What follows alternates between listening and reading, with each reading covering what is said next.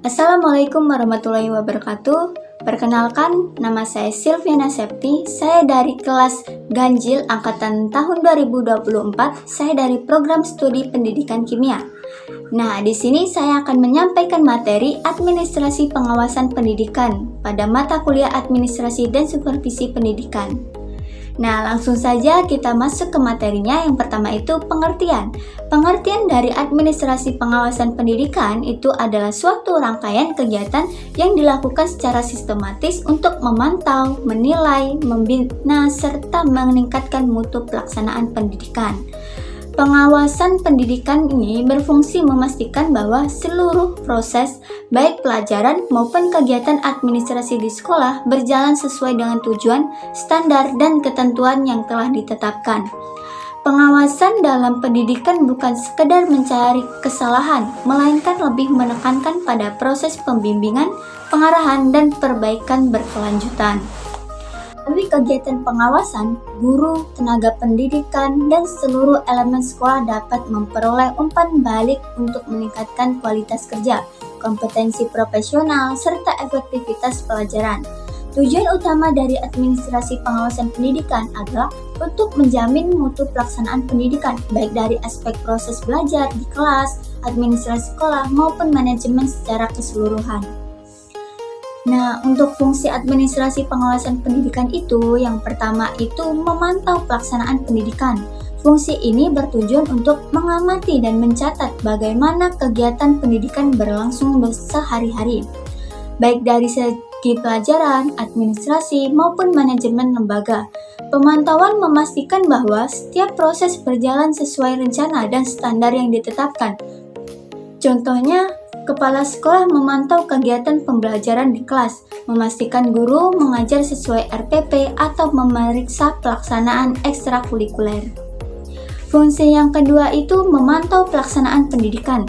Pada fungsi ini, pengawas melakukan penilaian terhadap keberhasilan pelaksanaan pendidikan. Kegiatan ini mencakup evaluasi pencapaian tujuan pembelajaran, kinerja guru, hingga efektivitas penggunaan media dan metode pembelajaran.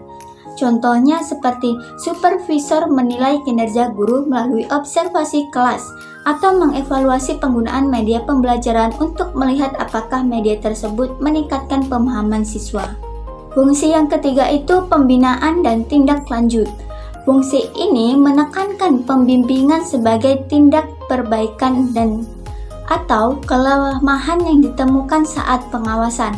Tujuannya untuk meningkatkan profesionalisme guru dan staf melalui kegiatan pembinaan. Contohnya, seperti memberikan pelatihan atau pendampingan kepada guru yang membutuhkan peningkatan kompetensi dalam merancang media pembelajaran atau teknik evaluasi.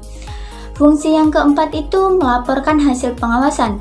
Nah, di setiap kegiatan pengawasan perlu didokumentasikan melalui laporan tertulis. Laporan tersebut berisi temuan, analisis, dan rekomendasi perbaikan yang disampaikan kepada pimpinan lembaga atau instansi terkait.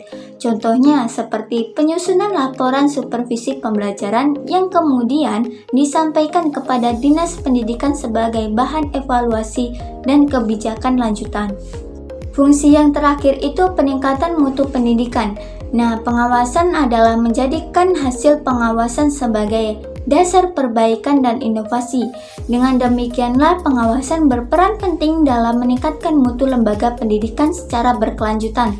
Sebagai contohnya, hasil pengawasan ini digunakan untuk memperbaiki sistem evaluasi belajar, meningkatkan fasilitas pembelajaran, atau merumuskan program peningkatan kompetensi guru. Sebagai contoh penerapan administrasi pengawasan pendidikan itu, seperti dalam sekolah, kepala sekolah melakukan observasi saat guru melaksanakan pembelajaran. Seperti praktikum kimia, seperti contohnya itu praktikum uji elektrolit. Nah, untuk menilai apakah siswa menunjukkan kemampuan kolaboratif, ketelitian, dan berpikir kritis. Setelah pemantauan, pengawas melakukan evaluasi terhadap kinerja guru serta perangkat ajarnya untuk memastikan bahwa metode, media, dan asesmen yang digunakan sudah mendorong pengembangan keterampilan ilmiah dan karakter siswa. Jika ditemukan kekurangan seperti pembelajaran yang masih berpusat pada ceramah atau asesmen yang hanya mengukur hafalan, pengawas memberikan pembinaan berupa pendampingan penyusunan LKPD, pengembangan soal HOTS, atau pelatihan strategi pembelajaran berbasis proyek. Nah, hasil pengawasan ini dicatat dalam laporan resmi dan dijadikan dasar perbaikan sarana laboratorium maupun peningkatan jadwal praktikum. Melalui proses pengawasan inilah, sekolah dapat memastikan bahwa pembelajaran kimia berjalan berkualitas dan mampu menghasilkan lulusan yang kritis, bertanggung jawab, dan memiliki keterampilan ilmiah.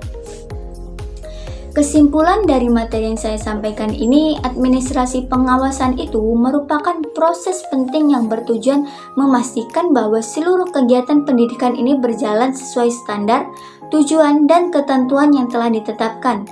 Melalui pemantauan, evaluasi, pembinaan, serta pelaporan, pengawasan mampu meningkatkan kualitas pembelajaran, kinerja guru, dan efektivitas manajemen sekolah. Pengawasan tidak hanya berfokus pada menemukan kesalahan, tetapi lebih menekankan pada pemberian bimbingan dan perbaikan berkelanjutan agar mutu pendidikan terus meningkat. Dengan adanya administrasi pengawasan yang baik, sekolah mampu menghasilkan lingkungan belajar yang terarah. Refleksinya itu, administrasi pengawasan pendidikan menyadarkan bahwa pengawasan bukan sekedar penilaian, tetapi upaya membantu guru dan sekolah memperbaiki mutu pembelajaran. Dengan adanya pengawasan yang baik, kelemahan dapat diperbaiki, kelebihan dapat ditingkatkan, dan tujuan pendidikan dapat dicapai lebih efektif. Demikianlah materi yang dapat saya sampaikan. Saya ucapkan terima kasih dan semoga bermanfaat. Sampai jumpa. Wassalamualaikum warahmatullahi wabarakatuh.